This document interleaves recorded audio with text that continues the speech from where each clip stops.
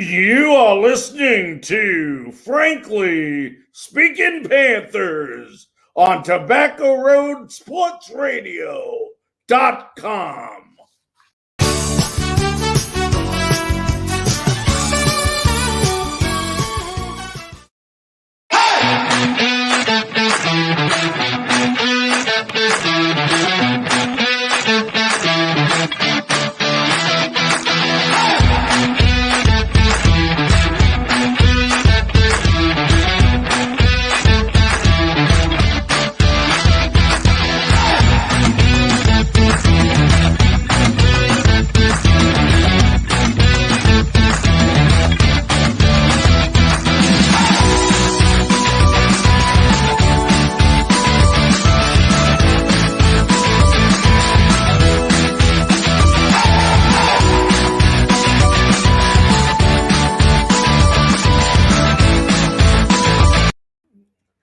Good evening, ladies and gentlemen, and welcome to another episode of College Football Tuesday. I'm your host, Larry Frank, and hopefully we'll have joining us here in hopefully the near future, Zach McKinnell, who's having some audio difficulty at this time. But we got a lot to talk about today, lots and lots to talk about, and two things happening in the world of college football, very important this week. Before we get into the games that we're going to talk about, and some head coaching changes or moves or extensions and so on and so on. But for those of you joining us right now, we want to let you know in about 30 minutes from now,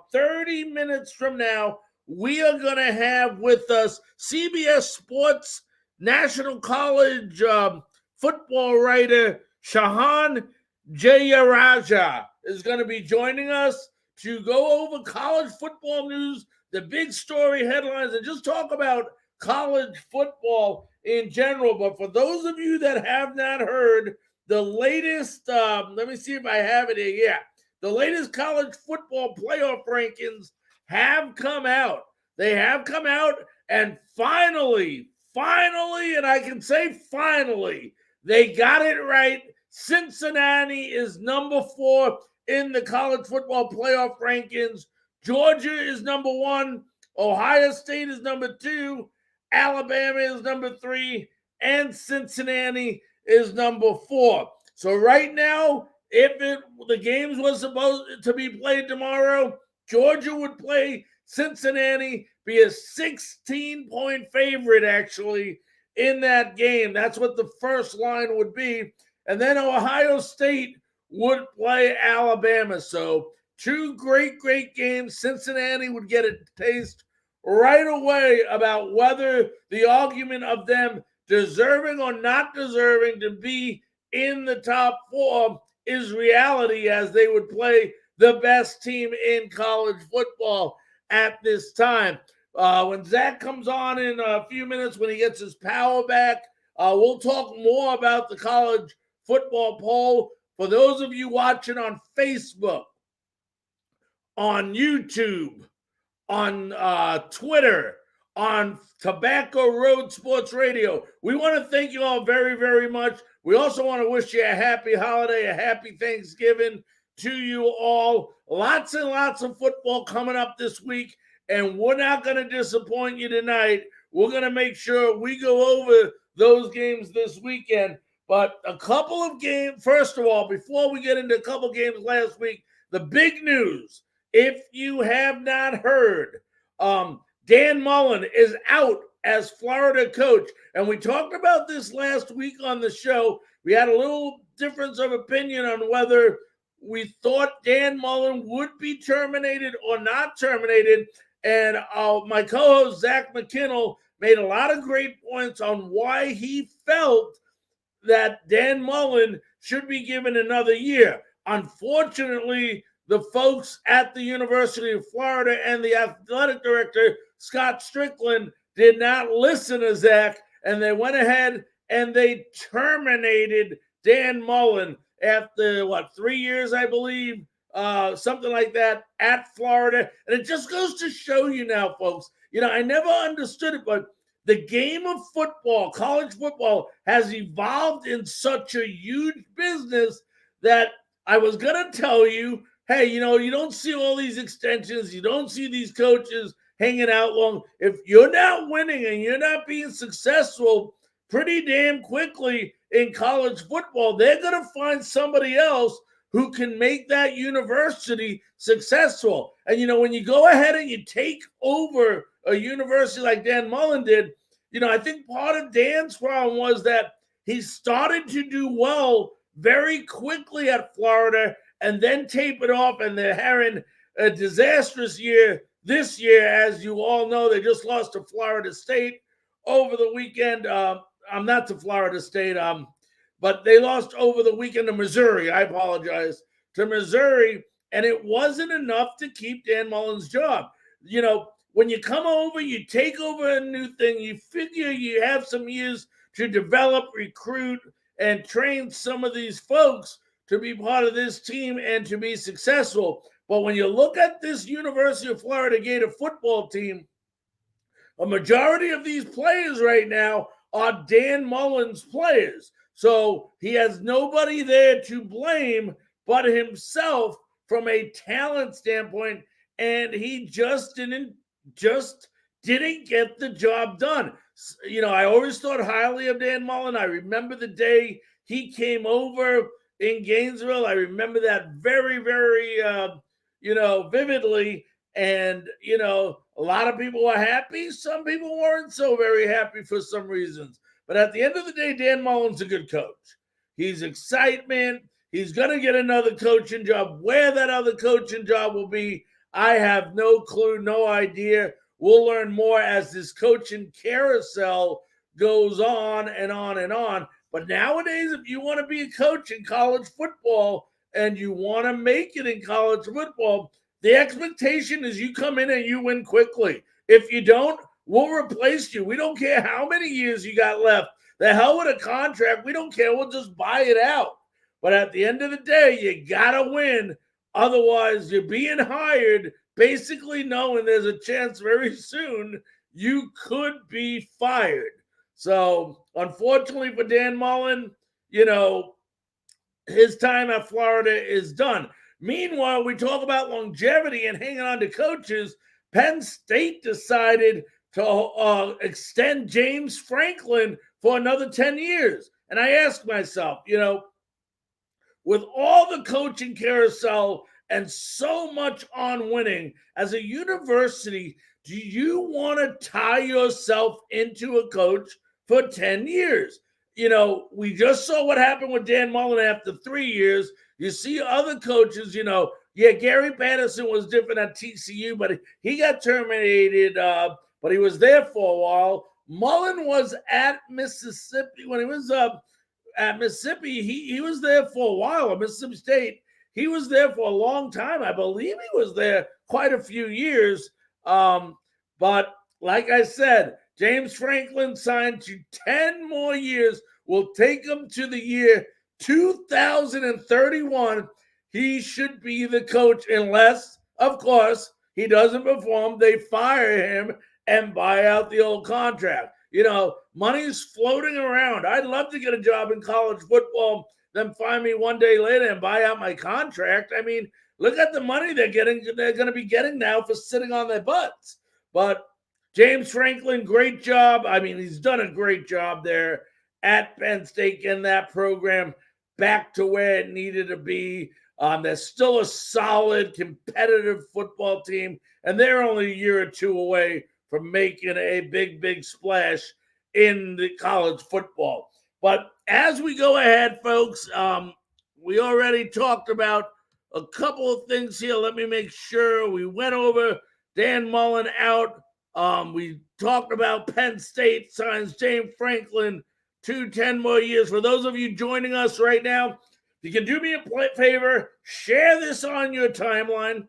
It takes 1 second. Hit that share button. Share it to a friend. Share it to a group. Whatever you like to share it to, go ahead and share it so that we can have more people watching this great, great college football show and continue to have it grow week after week after week. I'm your host, Larry Frank. Hopefully, momentarily, we'll have Zach McKinnell joining us. They have a power outage in the area he lives in. So hopefully they get that back together. He'll get his Wi-Fi on and he'll jump in here as quickly as he can. But let's go ahead and run down some of the games. I'll go ahead. Usually Zach and I, when we're on, we go ahead and we get each other's opinions and on each game or each game that was played. We're going to go over the games that were played last week. And, we're going to start out with the game that was a huge, huge surprise. Let's see if we can get that up there. It says ticker. Okay. Let's see what's going on here. Now I'm having some technical difficulties. All right. There we go with the ticker. Let's see what we got here. All right. I think that was... Let's see if I can get that up there. There we go. Boy, I'm good. All right, folks. It was Clemson 48, Wake Forest 27. And this was a game where Clemson, I don't know where the heck it's been all year, but not only did their defense come to play, but their running game came to play. Clemson in this game rushed for 333 yards, had 543 yards total. Clemson running back Kobe Pace, 24 rushes, 191 yards, and 2 touchdowns. Meanwhile, his counterpart, Will Shipley, 19 rushes, 112 yards, and 2 touchdowns. But the main difference in this game, Clemson, 7 of 11 on third down conversions, 1 of 1 on fourth down conversions. Clemson sacked Wake Forest, Sam Hartman, a total of 7 times. That's right, folks. 7 times in this game. Clemson, and basically what happened here is Clemson won in the trenches. Their offensive line was awesome. It protected DJ, did not allow DJ to play out of his element where he could play smart, almost mistake-free football. And then on the defensive side, obviously they won in the trenches, holding Wake Forest to, pretty much terrible third down conversion. DJ was 11 of 19, 208 yards, a touchdown. He did throw an interception. Wake Forest, the thing with Wake Forest, they need to win this weekend. They're going to Boston College, and we're going to preview that game later. But if they're going to want to win this game, their defense has to show up and be consistent. If you look at, I think, the last 4 to 5 games, they've given up lots of points, that defense. They gave up 56 to Army, 58 to North Carolina, 42 to North Carolina State, and 48 to Clemson. So lots and lots of points. And Boston College has some players coming back. Their quarterback's back. Darlow, everybody knows about the running back for Boston College. This ACC championship is on the line. They win it. They lose, NC State wins, NC State wins it. If they lose, NC State loses, North Carolina wins it. So a lot at stake this weekend in the ACC. Meanwhile, for Wake Forest, Sam Hartman, 27 of 43, 312 yards, a touchdown, 1 interception. And like I said, he was under pressure all day long. And I say to you, where has this Clemson team been? This is the Clemson team that everybody expected at the beginning of the year. Now, don't get me wrong. DJ is nothing special. I will say he was completely overrated, and I'll continue to say that he was completely overrated at the start of the season. But when the running game is on and you're collecting 333 yards on the ground and a total of 543 yards, you're going to win football games. And give credit to Dabo Swinney hanging in there, keeping that team in there, and allowing Clemson the opportunity to win that football game. Now, a lot of people ask me, Larry, who do you think is the best team in college football? And of course, everybody always comes up with, well, it's just Georgia. Look at them. They're number one. They've been doing well with Bennett. They're scoring some points. They play decent defense. But if you ask me, I would say right now, I think the best team in college football has to be the Ohio State Buckeyes. Now, in no way, shape, or form am I going to sit here and tell you I'm an Ohio State fan, because that's not true. But, well, I know good talent, and I know when a team is good, and this Ohio State team with C.J. Stroud is unbelievable. C.J. Stroud versus Michigan. I mean, what a job that defense did to hold Michigan. Also, C.J. Stroud, 32 of 35, 432 yards, 6 touchdown passes. That's right, 6 touchdown passes, no interceptions. Running back, Master Teague had 95 yards rushing and a touchdown. Ohio State, 655. This team is so well balanced. It can get you on offense. If you want to play a defensive battle, they'll play you on defense. This team, I believe, is the best all-around team in football right now. The defense was awesome. It allowed 224 total yards to this Michigan State offense. So just a great job by Ohio State. I mean, watch out for Ohio State. I believe right now today, if you ask me who can beat Georgia, I would definitely put Ohio State up there as one of those teams I believe could beat them. Now, probably one of the better games of the day had to be this Alabama-Arkansas game. And I'll tell you what, Alabama keeps finding ways to win. But boy, do they keep these games close. This game, Bryce Young, unbelievable. Don't tell me this guy shouldn't win the Heisman. 31 of 40, 559 yards, 5 touchdowns. Meanwhile, wide receiver Jameis Williamson, 8 catches, 190 yards, 3 touchdowns. How about Mechie? 10 catches, 173 yards, 1 touchdown. Meanwhile, the running back, that's right, they got a running game too. Brian Robinson, 27 carries, 122 yards. Unbelievable. And let's give credit where credit is due. KJ Jefferson played one hell of a game for Arkansas. 22 of 30, 326 yards, 3 touchdowns. If you look at the statistics to this game, at the end of the game, these statistics were so darn close in every single aspect of the game, except maybe for total yards. Alabama had 671 total yards to Arkansas's 468. What a tantrum Jefferson and Treylon Burks is. Treylon Burks, 8 catches for Arkansas, 179 yards, 2 touchdowns. My goodness gracious, Alabama is beatable.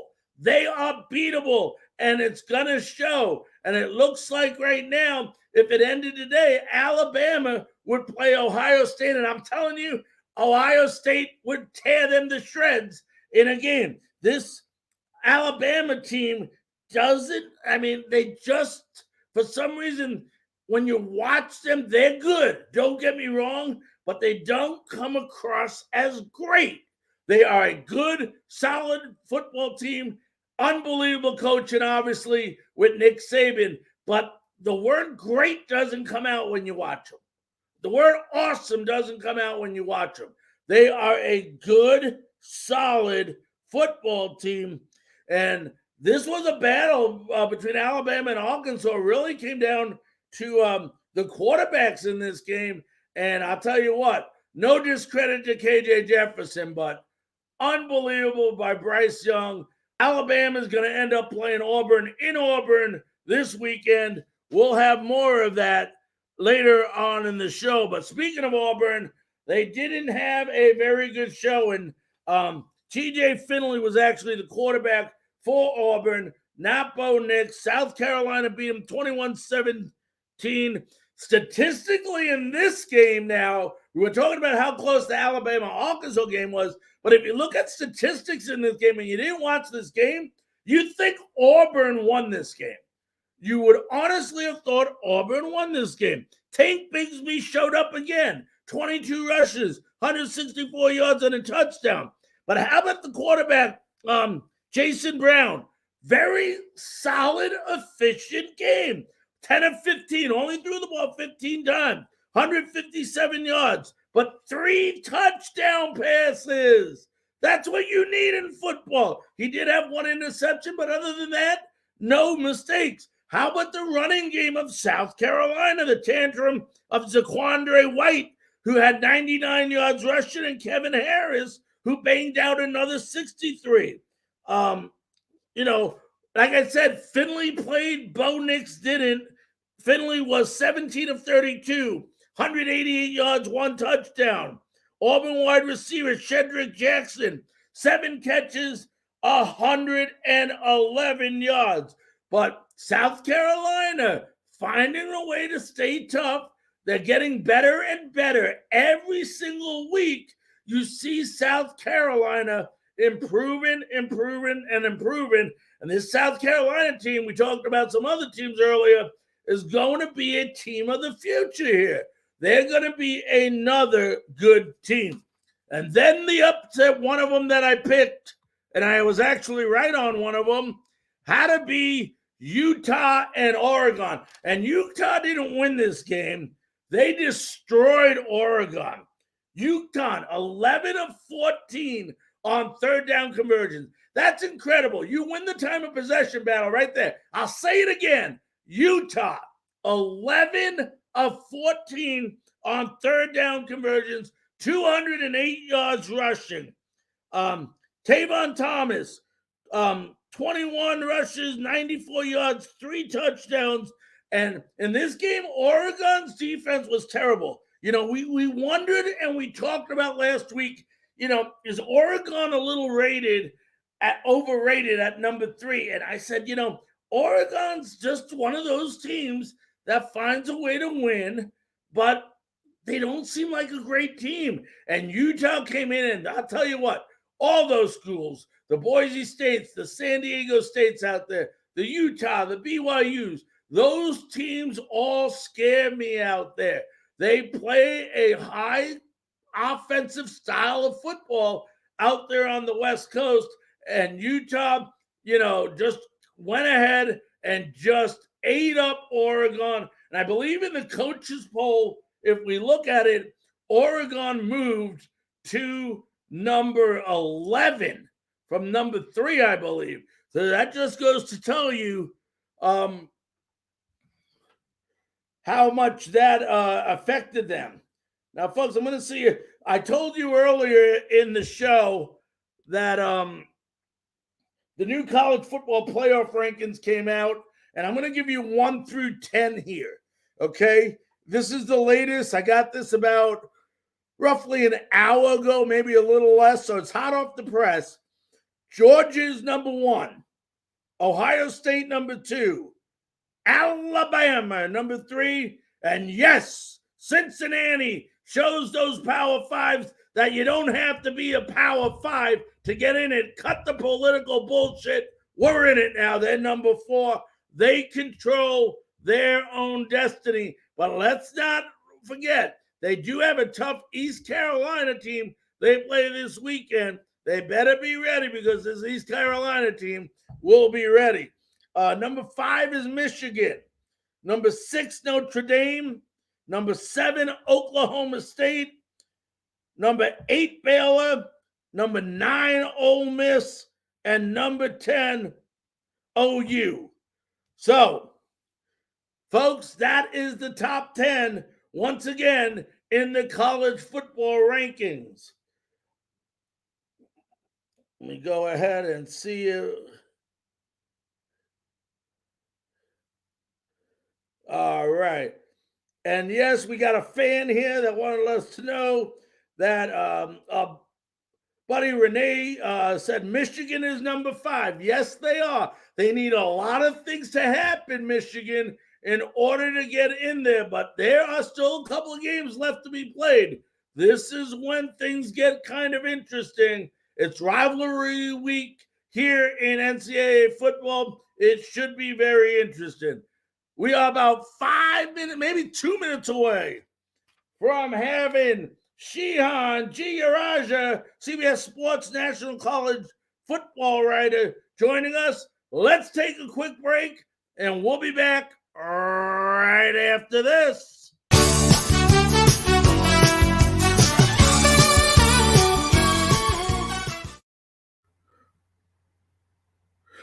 Ladies and gentlemen, the other day I'm looking around and I'm saying, I need to become part of a Carolina Panthers group that stays positive even in these tough times. And I'll tell you what, boy, have I found a group, the Carolina Panthers Den.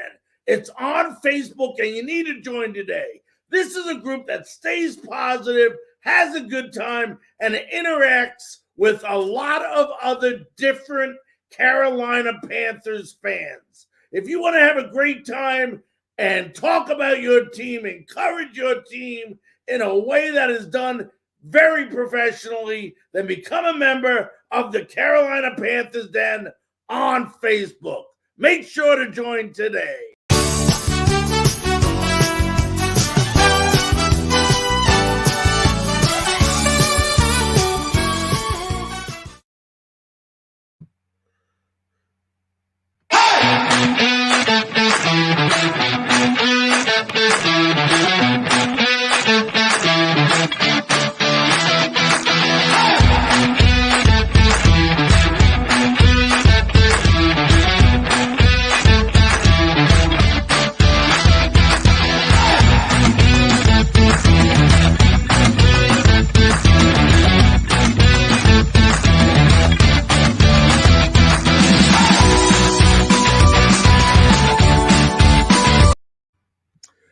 Welcome back to Frankly Speaking Sports. I'm your host, Larry Frank. We're hoping momentarily to have my co-host, Zach McKinnell, joining us, if he can get his power back on where he lives. But right now, folks, it is my great honor, thrill, and pleasure to introduce to you CBS Sports National College football writer, Shehan Jeyarajah. Excuse me if I mess up this name, but I'm going to try. Shehan Jeyarajah. So let's go ahead and welcome him in. Or let me know if I did a good job with that. You're close. It's Shehan Jeyarajah. Okay, Shehan. I apologize about that. I did my best. I'm sorry about that. First of all, I want to welcome you and thank you very much for coming on Frankly Speaking Sports College Football Tuesday. Lots and lots to go over with you in a short amount of time. I want to go ahead and start out. The latest college football poll, as you know, has come out. Miraculously, Cincinnati is in there at number 4. What does this mean to college football? I believe it's the first time that a non-Power 5 school has actually been ranked in the top 4. What does this mean? Is it a good thing, in your opinion, or could it be not such a good thing for college football? Yeah, you're absolutely right. Heading into this year, no group of top 5 team had ever appeared higher than number 7 in the college football playoff rankings. That was UCF back in 2017.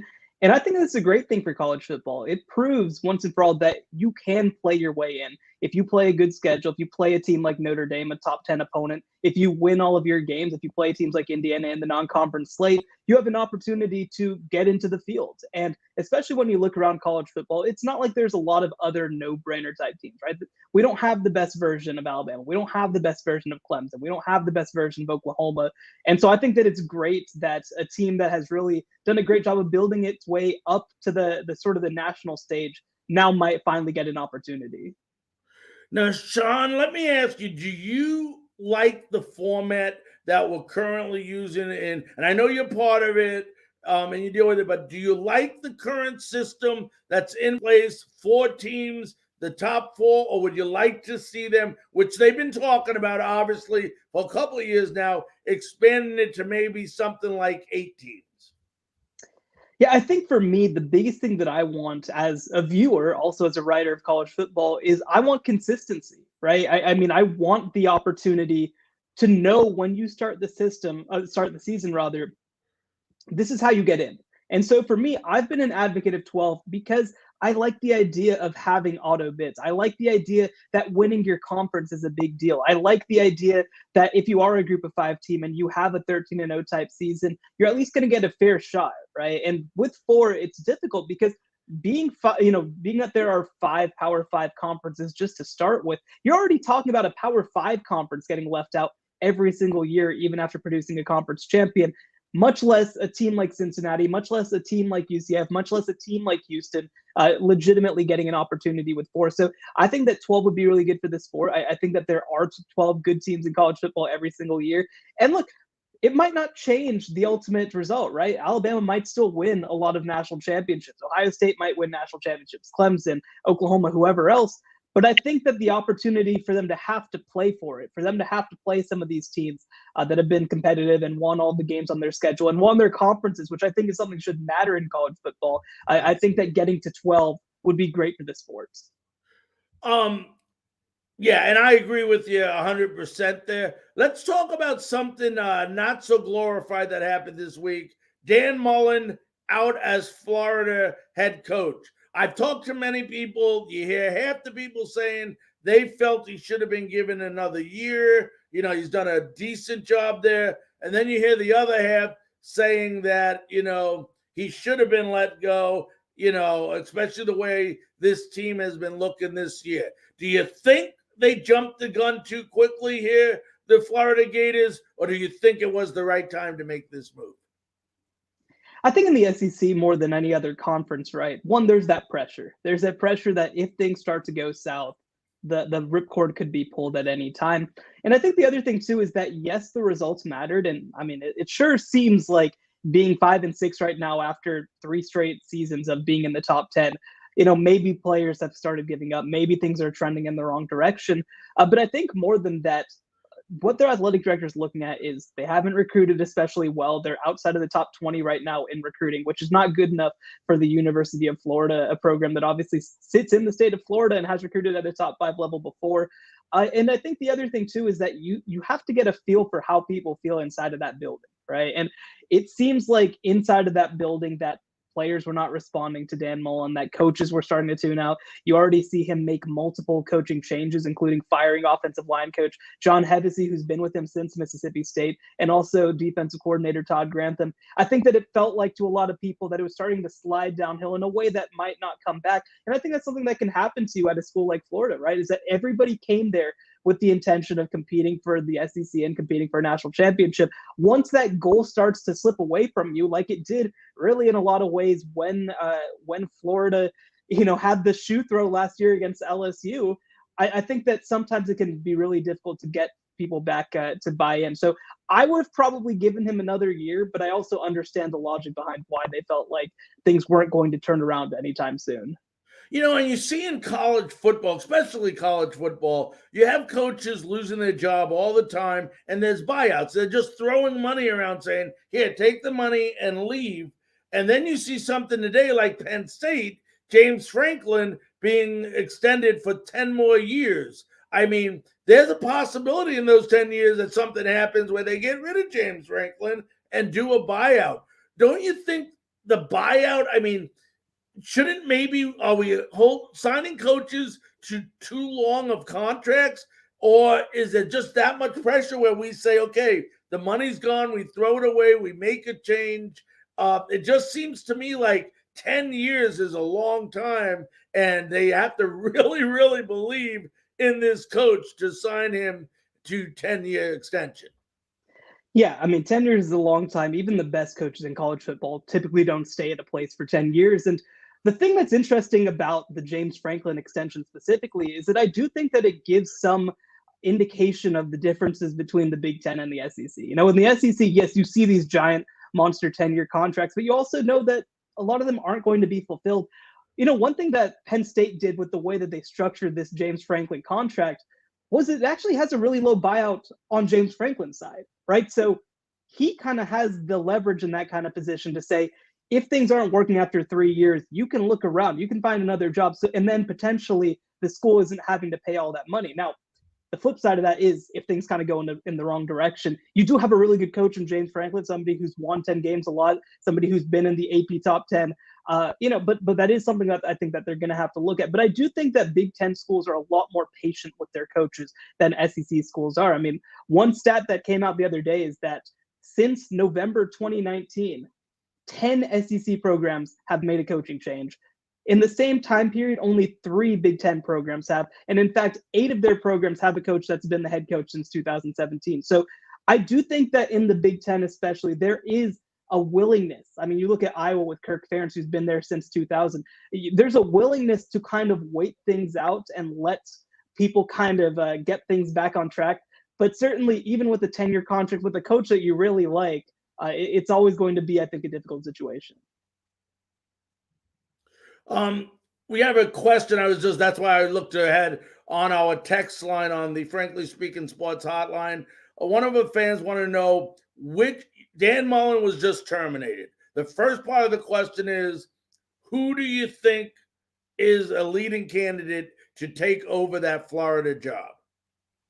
I think that the first name that I'd think to is Billy Napier, the head coach at Louisiana. He's led Louisiana to 10-win seasons for the first time in program history. He's been very selective about the kind of jobs that he's looked to. A lot of people think that he wants the LSU job. I don't know at this point if that's going to happen. And so I think that Florida's a great fit for him. I mean, you're talking about a coach who turned down the opportunity to interview at South Carolina, who didn't really want the Tennessee job, who didn't feel like Auburn was a good fit. Like, these are really good SEC jobs. I think that Florida is another kind of job as well as LSU.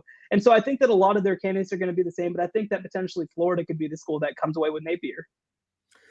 Now, talking on that same level, which head coaching jobs do you think or anticipate by the end of the season might open up?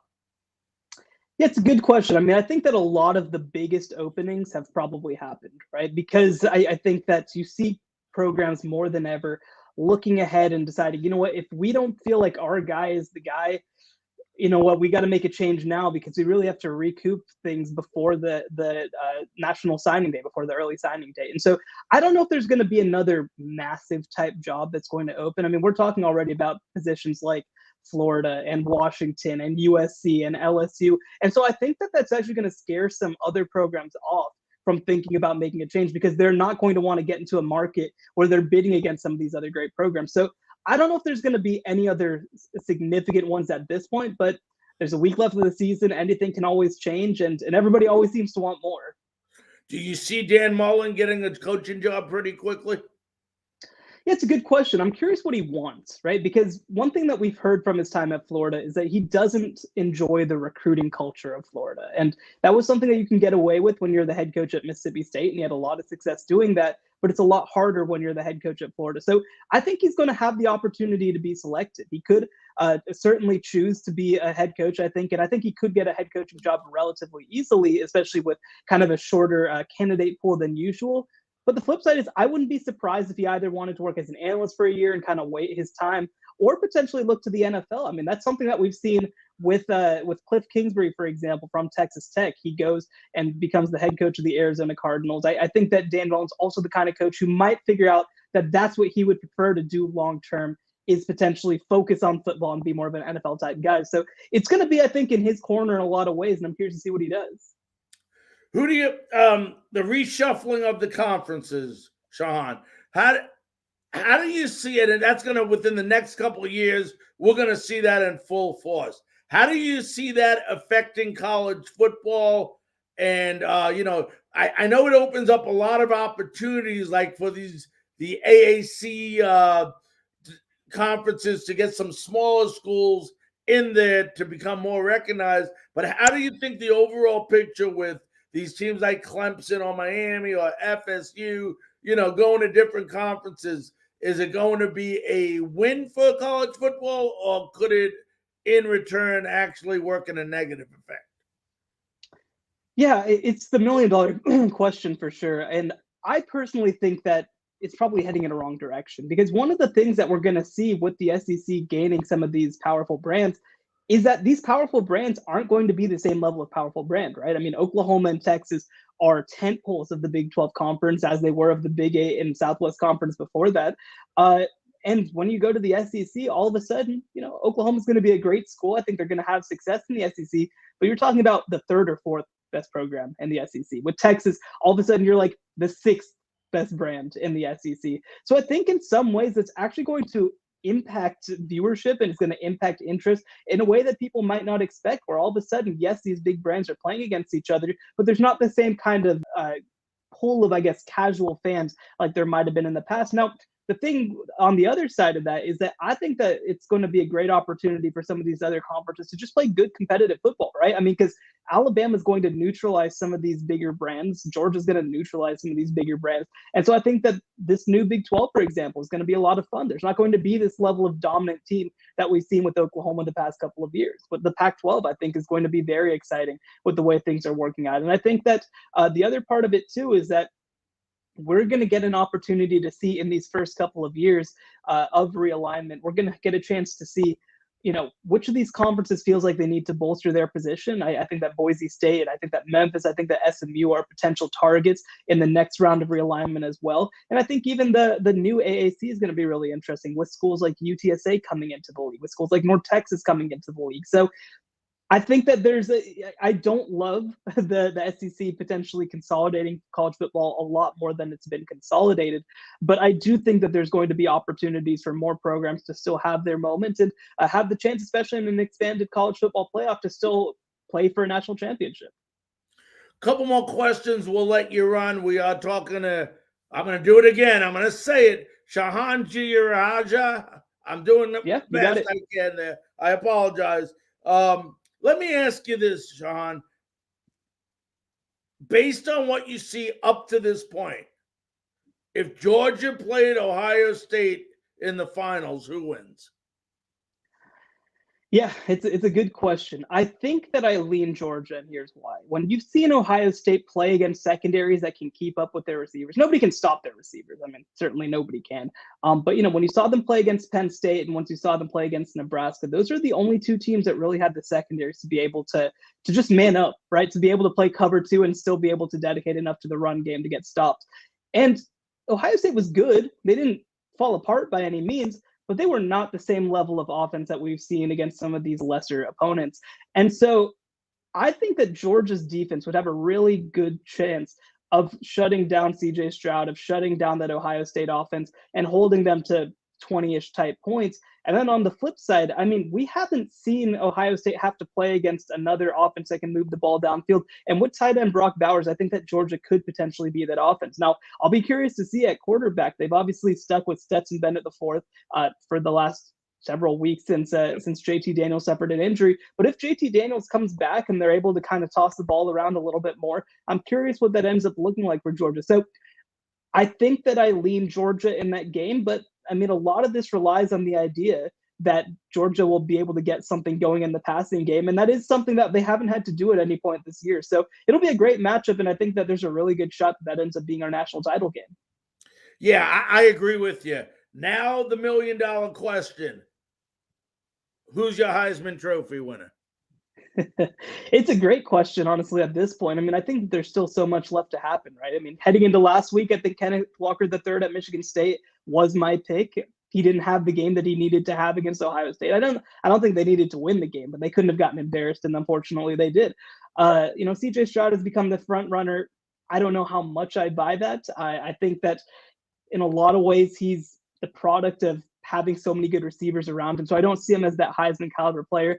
Bryce Young to me has been really impressive. I do think that the receivers are good, but I don't think that this is a normal Alabama offense. I don't think this is an Alabama offense. This is going to have 4 future first-round NFL draft picks at receiver. So I think that he's been a really solid player. If I had to pick today, I'd probably consider him. I'd also consider potentially one of the Georgia defensive players, Jordan Davis, is the guy that they seem to be getting behind, and that means something to me, although I think that Nakobe Dean might be more of the face of that defense at linebacker. And Will Anderson, the edge rusher from Alabama as well, I think has a really good shot to play his way into the conversation, especially if they're able to beat Georgia in the SEC title game. So I'd probably right the second lead Bryce Young at Alabama, but there's a lot of football left to play. And honestly, I wouldn't be surprised if somebody has a true Heisman caliber game in one of their conference championship games and manages to come away with it. I actually have two more questions. This one you'll love. Let's say Alabama loses to Georgia in the SEC championship. Who gets in? All right, so I'm going to assume that it's a convincing enough loss that it's not like some really close, fluky thing where people make excuses for Alabama to get in. So I'm going to say Alabama's out in this case. In that case, I think that it ends up being Georgia at 1. I think that that's a no-brainer. I still think Ohio State ends up being number 2. I expect them to beat Michigan and beat Wisconsin. And then at 3, I think it's going to be Cincinnati. I think that Cincinnati, right now, they're number 4 in the country. We've kind of seen the past couple of weeks, whenever teams in front of them lose, the committee has been comfortable moving them up a spot. And the other thing, too, is that they have an opportunity to pick up another ranked win against the University of Houston in their conference championship game. And then for that 4th spot, I'm going to go Oklahoma State. I think that Oklahoma State finds a way to beat Oklahoma this weekend. They get Baylor again in the Big 12 championship game. So if they win both those games, to me, it's no question. They're in. They'll have 3 top 10 wins at that point. I think that puts them a head and shoulders above Alabama and Notre Dame, and obviously whichever 2-loss Michigan or whoever else. So I think that those would be the 4 teams. Now, things get really interesting if Oklahoma State or Oklahoma doesn't finish with 1 loss, right? Like that's where things get really, really interesting. Right. Then maybe you're making a case for Notre Dame. Maybe you're making a case for Alabama at that point. I think that their case is more legitimate at that point. But at this point, I feel pretty confident that if things go the way that we expect them to go, it's going to be Georgia at 1, Ohio State at 2, Cincinnati at 3, and Oklahoma State at 4. So let me ask you, does a 2-loss Big 12 champion Baylor get in? Yeah, that's a big question, right? Because I think that the other thing that you look at is that they'd have played the team that beat them earlier in the year, right? In Oklahoma State, potentially in the conference championship game.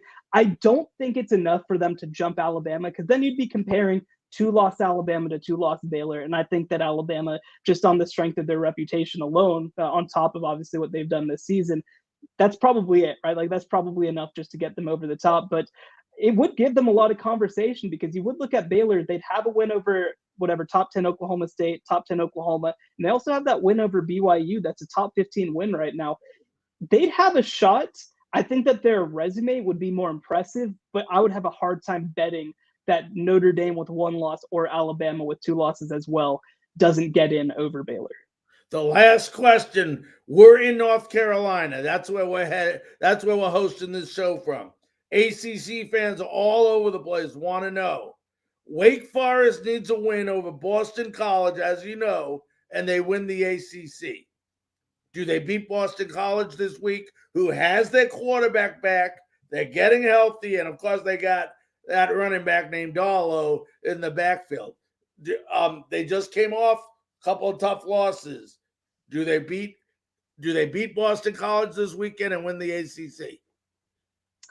Yeah, no, I think that they do, and I will say they'd win the ACC Atlantic and have a chance to play against Pitt in the ACC championship game as well. But I mean, this is a program that hasn't won the division since 2006. It would be a huge moment for Wake Forest, and I think that they absolutely have a chance to do it. And honestly, I think that Sam Hartman deserves a lot more love for what he's been able to do at quarterback. And Wake Forest has had a great season, and I expect them to continue it. All right, my friend. Well, listen, I want to thank you so very, very much for taking time out of your busy schedule to join us on College Football Tuesday. Thank you so much for having me. All right. Be safe and have a great Thanksgiving. All right, ladies and gentlemen. That was Shehan Jeyarajah joining us, CBS Sports national college football writer. When we come back, we are going to go over games coming up this weekend. We recap last week. I'm going to go solo. My good buddy Zach doesn't have his power back on yet or his Wi-Fi. So I'm going to try to do this solo. When we come back, right after this.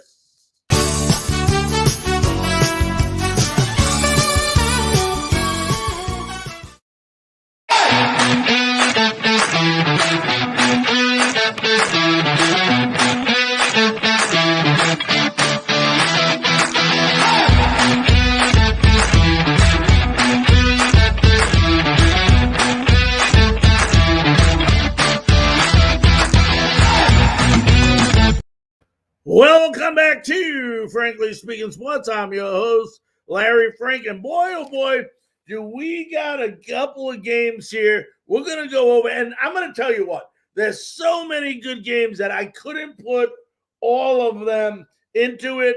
So I'm going to go over some games, some quick synopsis of who I think may go ahead and win some of these games. And we're going to go ahead and utilize Zach via text message here to give us his opinions on the game. And the first game that we're going to go with, as I try to find him, there we go, is number 12, Mississippi, 9-2 versus Mississippi State, 7-4. And this is basically, when you look at this, everybody talks about Matt Corral and Matt Corral and Matt Corral. But, there's another great quarterback on the other side here, and that's Will Rogers, who has 4,000 yards this year, 34 touchdowns, and 8 interceptions. This is going to be, a pretty good game. At the end of the day, I believe Mississippi State is ranked 25th in the country. Mississippi is ranked 12th. At the end of the day, I see Mississippi just being a little too tough here. And this was a game I just threw out there to put up. But I think number 12, Mississippi, handles Mississippi State in this rivalry game.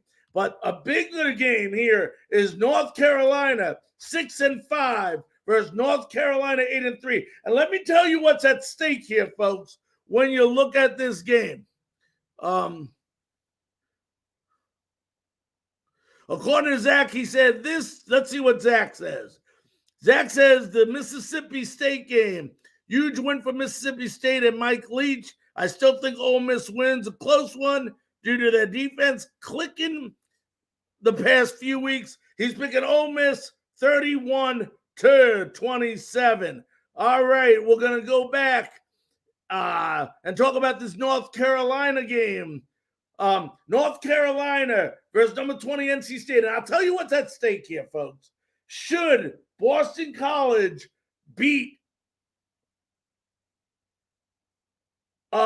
Wake Forest and NC State wins, NC State will win the ACC there. And they will end up playing Pitt. So it's a very, very big game based on what happens in the Wake Forest game. But when you look at this game, you got Sam Howell, who not only has 22 touchdowns on the year, he's also rushed for 727 yards, has 9 rushing touchdowns, going up against Devin Leary, who's already has over 3,000 yards passing, 31 touchdowns, and 5 interceptions. What a great North Carolina battle this is among quarterbacks. But this game could come down to the running backs. Can Tyler Chandler, who has over 1,000 yards rushing and 13 touchdowns, come to play for North Carolina and make this offense a two-dimensional offense and help this team gain yards and score points, where NC State has that dual running attack of Zonovan Knight and Ricky Pearson Jr. But the main thing to note here, the NC State defense has only allowed 18.73 points per game, which is 35th in the nation. And according to our good buddy from the Blue Bloods, Zach McKinnell, Sam Howell needs this win badly. NC State's defense and rushing attack will be the key. Like we just said, I think NC State wins this one 38-34 over the Tar Heels. I agree with Zach here. I think NC State wins as well. I just think at the end of the day, it's going to be a shootout, like Zach says. These are teams that, score a lot of points. This ACC has been known to put points on the board, but at the end of the day, I think overall, when you look at this team and you put the defense, both of them have great quarterbacks, both of them have good running backs, but at the end of the day, when it comes to playing defense, I think NC State is a little bit better on the defensive side of the ball, and they will prevail. All right, we move on to what people are calling the game of the week. I don't necessarily think so. I don't think there's a question here, and I know a lot of people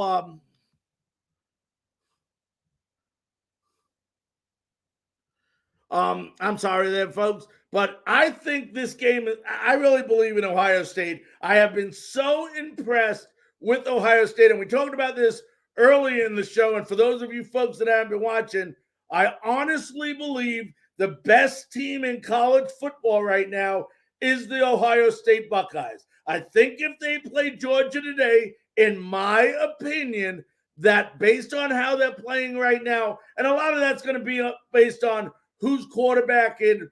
Bennett has done great for Georgia.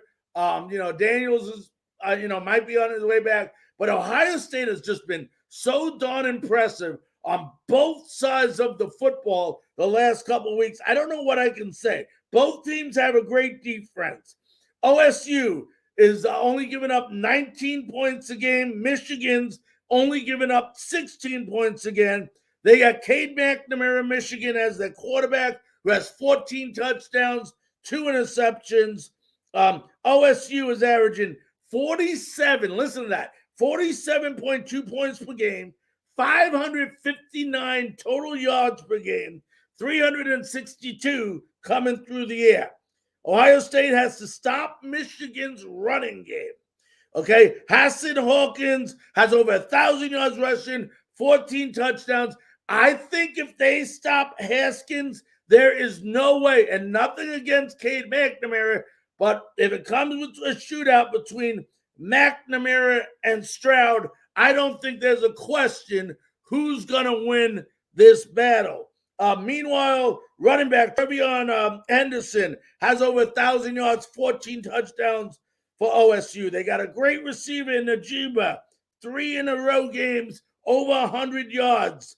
He has 1,100 yards receiving this year, 6 touchdowns. And Ohio State, folks, by the way, a lot of times what wins games is third down conversions. 54.3% execution on third down, 4th in the nation. And they have a Heisman candidate in quarterback CJ Stroud, who has over just about 3,500 yards passing, 36 touchdowns, and 5 interceptions. As we go to see what our good buddy Zach says from the Blue Bloods, he says Ohio State beats Michigan in this one. I think CJ Stroud is the Heisman favorite, and like we mentioned, his wide receiver core is going to have a big day. Cade McNamara is going to hurt Michigan. I think OSU wins this one by 10. I actually think OSU wins by more like 14, but I agree with Zach on this one. There's no doubt. I think OSU, if they can just keep this going, they got a great finish to this year. Another interesting game. Penn State, 7-4 versus Michigan, the 12th ranked team in the nation. Michigan State, 9-2. If you haven't heard, James Franklin went ahead and signed a 10-year extension this year. So he will remain coach of the Penn State Nittany Lions to the year 2031. But Penn State is only allowing just under 16 points a game. This Penn State defense is incredible. Michigan State is simple. They go as Kenneth Walker goes. How well can Kenneth Walker, who did not, I don't think he played much last game. I don't know if he was hurt or not. We'll wait for Zach to let us know the injury report on Kenneth Walker, but he didn't play much last game. Penn State has Clifford as the quarterback, but Penn State, if they can be contained at quarterback, will lose this game. Penn State doesn't have much of a rushing attack, so if you can stop Clifford, Michigan State has the ability to win this game as long as their offense does not turn over the ball. But this is going to be a lot better game than people are, making it out to be. Zach is interested to see how Michigan State responds after last week's blowout. I think Kenneth Walker has a huge day this weekend, and I trust Michigan State to make enough stops down the stretch. Yeah.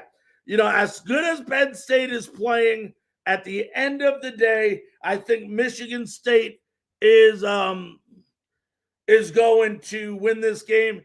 And Kenneth Walker was held as a cautionary measure. He should be available this weekend for the Spartans. All right, let's go ahead and go to the next game. My buddy Zach, and we'll hear from him in a moment, can go at his heart if he wants to, but the one thing about Alabama, when you look at this Alabama team, okay, Auburn is 6-5. Alabama is 10-1. Now, I don't know who's quarterback in this game for Auburn, if it's going to be Nix, is it going to be Finley? But at the end of the day, Alabama seems to play to their competition. Alabama is not a powerhouse team that they used to be in the past. They have some problems in the secondary on this defense, Alabama. They have a great edge rusher, but at the end of the day, they still can be passed upon. The question is, can Auburn's quarterback, whoever it is, find the open man and go ahead and, execute? Bryce Young, unbelievable quarterback with 38 touchdowns, 3 interceptions. But Alabama has weapons on offense. They got Brian Robinson, who should go over 1,000 yards this weekend, has 14 touchdowns. They got a dual wide receiver tandem of Jamison Williams, who has 1,200 yards receiving, 13 touchdowns. They got John Mechke. Okay, so the only way Auburn has a chance is two things. Will Tank Bigsby again show up? We had a great game last week. I think he had 164 yards rushing. But the key to this game is going to be how well can that Auburn defense play against that Alabama offense. Okay? The one thing about Auburn, if they can keep this game close, like some of the teams have done the previous week. Remember, the Florida Gators held their own versus Alabama. Arkansas last week, had a tremendous, they scored 35 points on Alabama last week. Arkansas could have easily won that game. You can put points on the board. The problem is, it's Auburn. Can Auburn put points on the board and stop that defense? Let's go here from our buddy Zach McKinnell, and it says Alabama by 50 plus. Now, this is coming from an Auburn fan. There's almost no chance for Auburn. Nix is out for the season, which we already told you, and the morale is extremely low right now for this team. Jamison Williams will have a record day at wide receiver for Bama. So I don't think it's any secret who Zach is picking in this game. He's not going with his heart. But you know what, folks? I agree with Zach that, they got outlost. Their captain, their quarterback is out.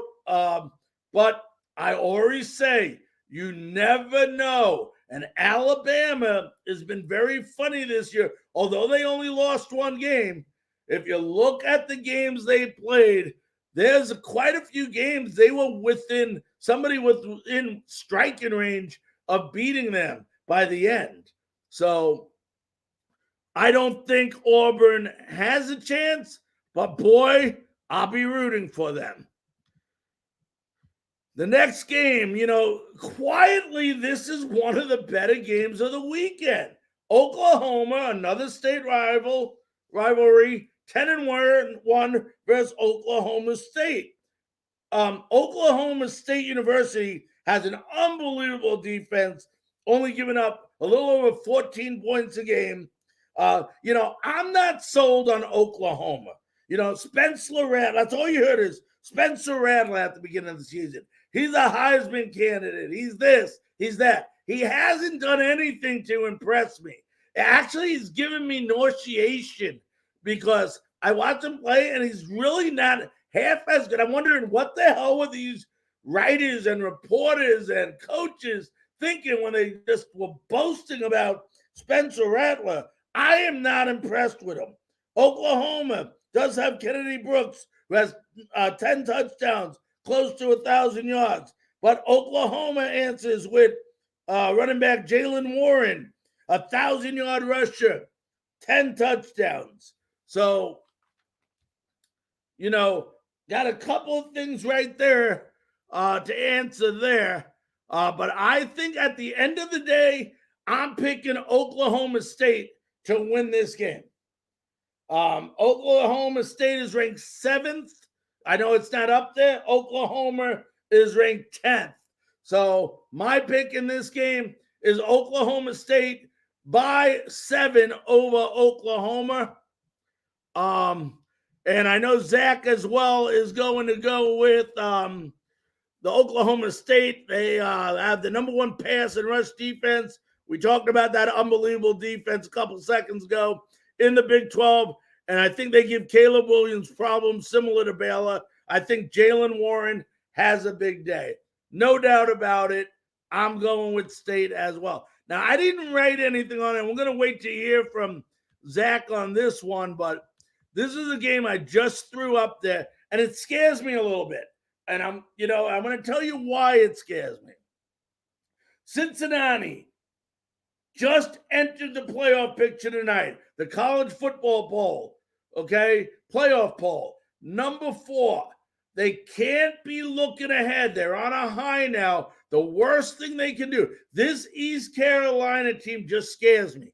I'm not saying they're a better team than Cincinnati in no way, shape, or form. But this could be one of those games, I don't know if they call it a trap game or what, but if Cincinnati doesn't come in with their head on straight, they can find themselves out of the playoff picture.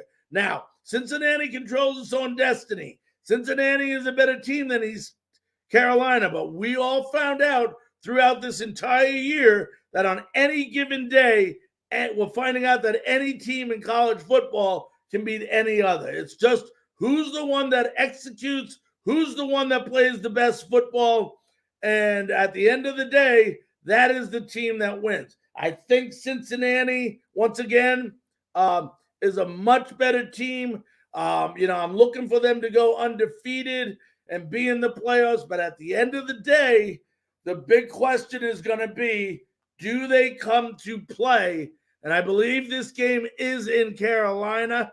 And our good buddy Zach says Cincinnati wins by 21 on Friday. I think they are motivated by the ranking this week. Desmond Ridder goes off in his last regular season game for the Bearcats. The DBs for Cincy will be the X factor, and they're going to have to be the X factor. But at the end of the day, like I said, Cincinnati is the better team. There's no doubt about it. But I worry a little bit because of the situation that has happened this week with Cincinnati. You don't want to look ahead. Then one game we're going to ask Zach about, and we're going to wait for his answer. If you're on, I think everybody in the ACC, everybody listening from the Carolina area knows there's a big game this week, and it's Wake Forest. If Wake Forest wins, they win the ACC, their conference in the ACC, and they would go on to play Pitt. If they lose, NC State has a chance to win that with the win over North Carolina. Now, people say, well, Boston College is only 6-5. Boston College is getting healthy at they're bowl eligible. They're getting healthy. Their quarterback is back. Darlow is back. This offense is back. They don't think of the team they've had the last couple of weeks that has been plagued with injuries. This is a good Boston College team. We saw them at the beginning of the year when everybody was healthy, how tough they did play. Wake Forest losing a couple of games here lately, has a lot at stake here. I don't see them necessarily losing the third game of the season.